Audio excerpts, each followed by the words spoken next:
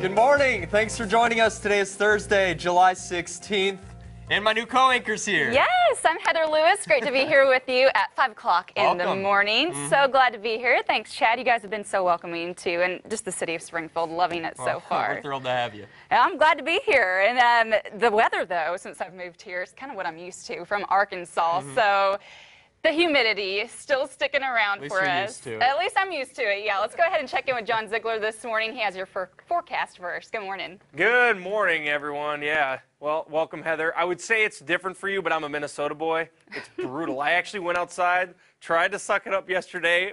Chad and I went golfing, and let me tell you, it was the hottest and the most humid weather I think I've ever been in, as that heat index was at 103.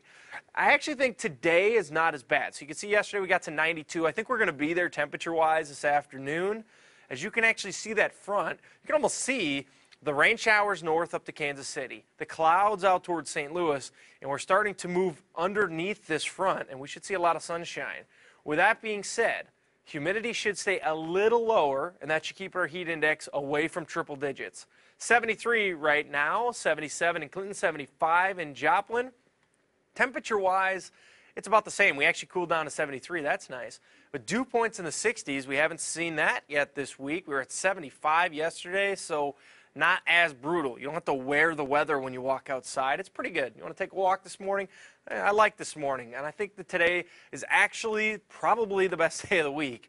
Well, we had 92, but like I said, that heat index only going to be around 97 to 99 because we'll have dew points in the 60s. Again, I'll have details on this weekend's forecast coming up my next weather. Around the Ozarks this morning, a Pulaski County deputy is injured while arresting a former police officer wanted on sexual assault charges.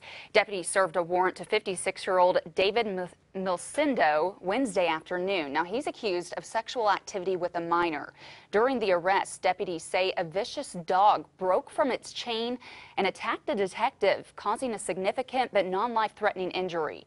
The dog also tried to attack others at the scene and had to be put down. Milcindo is a former police officer. He was charged with child molestation and sodomy. One suspect has been charged in connection to the shooting that injured a police sergeant Tuesday morning in St. Louis. 27-year-old Edward Davis is charged with assault on a law enforcement officer and armed criminal action. Authorities believe he was driving the car that the shooter was in.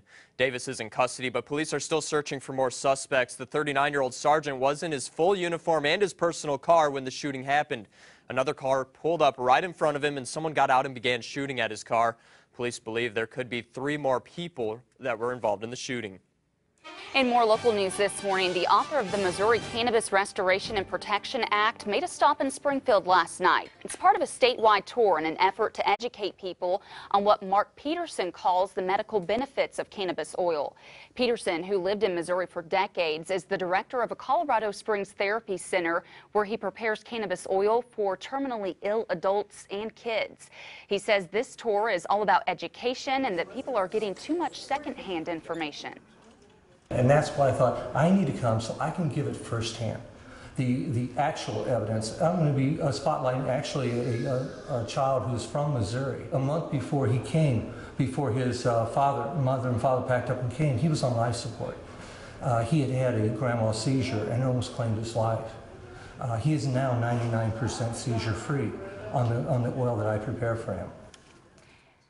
Peterson says other children he cares for have come from Missouri. This was the last stop of the tour, by the way. The new school year is only about a month away, which means it's already time to start thinking about back-to-school shopping. We all know supplies can get pretty expensive, so some local organizations are making sure students have everything they need this year. Color 10's Dana Thayer's here this morning with the story. Dana, good morning. Good morning, Chad. Each year, the Salvation Army in Springfield gears up to help more than 1,000 students of all ages in Greene and Christian counties get those school supplies they need. And this year, they expect that to be a bigger need than ever, so they're putting out that call for donations from the public. The Salvation Army expects to set up 1,200 kids with school supplies this year, which is a 10 to 15% increase from last year. That's because other organizations are refocusing charity efforts, meaning the Salvation Army expects those families to now sign up with them. Registration for families who would like to help getting school supplies is already open, and for those who want to help provide these items, backpacks and binders are needed specifically, but most of all, they could use cash or check donations. Financial contributions are always our biggest goal because we can then in turn buy back to school supplies in bulk at a reduced cost versus what other people can buy them if they go to, say, Walmart or Target or other various vendors.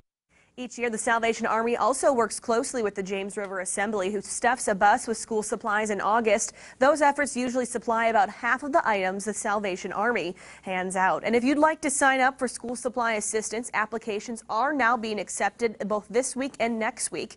You can find out more information about locations, hours, and expectations by visiting this story on our website, ozarksfirst.com. Dana, our thanks to you. Officials are now working on a long-term solution to jail overcrowding in Springfield just days after the city filed a lawsuit against the Greene County Sheriff and commissioners to fix the short-term problem.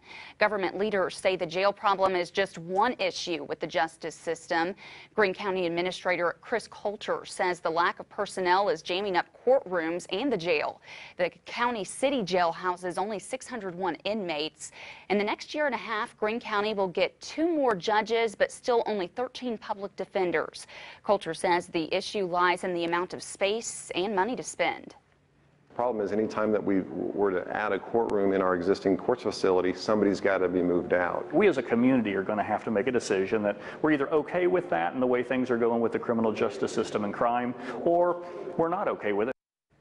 Presiding Commissioner Bob Curtin says county leaders plan to meet with state legislators to ask for more public defenders to help alleviate some of the backlog.